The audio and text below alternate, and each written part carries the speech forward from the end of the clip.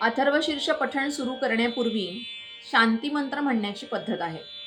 शांती मंत्र म्हटल्याने मन शांत होतं आणि मग आपण अथर्वशीर्षाच्या स्वरूपामध्ये अथर्वशीर्ष पठण करताना गणपती बाप्पाचं स्वरूप डोळ्यासमोर आणायचं आहे, त्याला प्रार्थना करायची, त्याचं स्तवन करायचं आहे, असा त्याचा अर्थ आहे.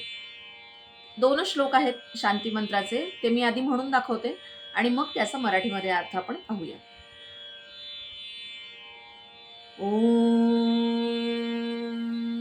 भद्रं कर्णेभिः शृणुयाम देवाः भद्रं पश्येमाक्षभिर्यजत्राः स्थिरैरङ्गैस्तुष्टुवांसस्तनुभिः व्यशेम देवहितं यदायुः। ॐ स्वस्ति न इन्द्रो वृद्धश्रवाः स्वस्ति नः पूषा विश्ववेदाः स्वस्ति न ताक्षोररिष्टनेमिः स्वस्ति नो बृहस्पतिर्दधातु। ॐ शान्तिः शान्तिः शान्तिः। अशा पद्धतीने शांती मंत्र म्हणायचा आणि मग अथर्वशीर्ष पठणाला सुरुवात करायची. आता आपण शांती मंत्राचा मराठीमध्ये अर्थ पाहूया. पहिल्या श्लोकातली पहिली ओळ आहे, ओम भद्रं कर्णेभिः शृणुयाम देवाः. हे देवांनो, मी माझ्या कानांनी जे जे ऐकतेय ते चांगलं ऐको.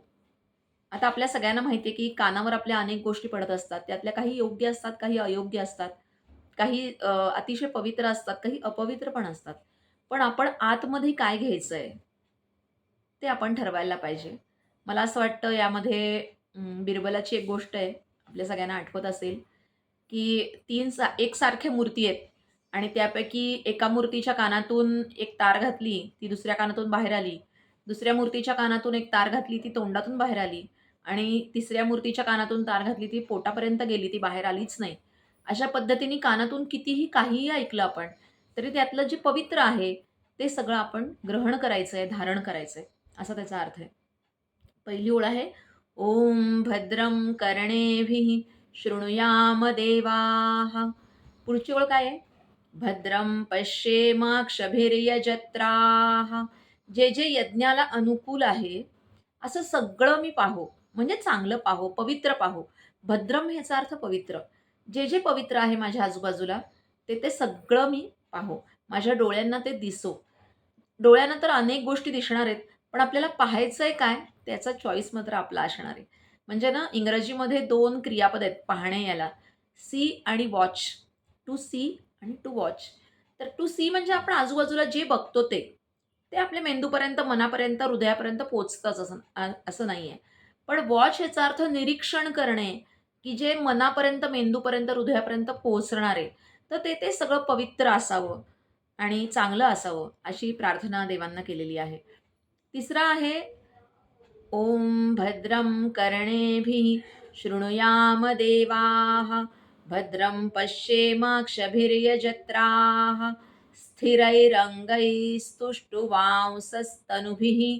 म्हणजे माझी जी तनू आहे, शरीर आहे, ते अतिशय व्यवस्थित, चांगलं, आरोग्यपूर्ण असो, की जेणेकरून त्या आरोग्यपूर्ण शरीराने मी देवाचं स्तवन करू शकेन.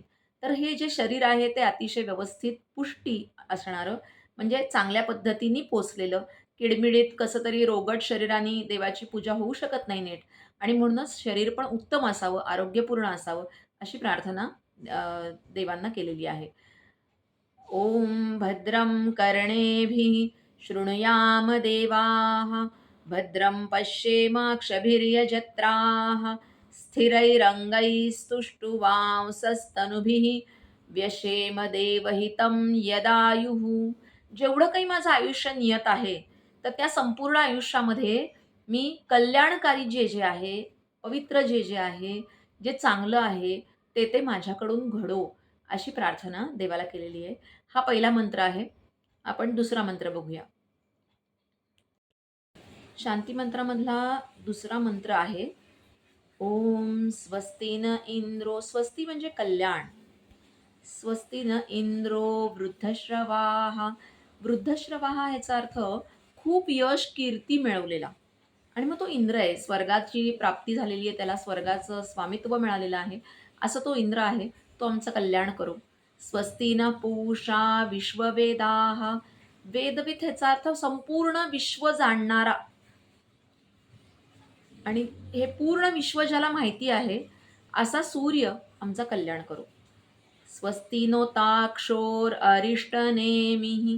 याचा अर्थ ताक्षोर याचा हे जे नाव आहे ते गरुडाचं नाव आहे. विष्णूंचं जे वाहन आहे गरुड, तर तो सगळं अरिष्ट आमच्या आयुष्यातलं सगळं अरिष्ट घालवो आणि आमचं कल्याण करो. स्वस्ती नो ताक्षोर अरिष्ट नेमिः. स्वस्ती नो बृहस्पतिर्दधातु. बृहस्पती हे देवांचे गुरु आहेत, आपल्या सगळ्यांना माहिती आहे.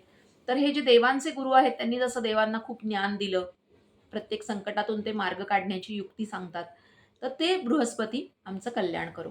असा हा शांती मंत्र आहे. 2च श्लोक आहेत त्याच्यामध्ये, पण अतिशय अर्थपूर्ण आहेत. हा शांती मंत्र म्हणून झाल्यानंतर, शांती मंत्राचं पठण झाल्यानंतर अथर्व शीर्षाचं पठण करण्याची पद्धत आहे.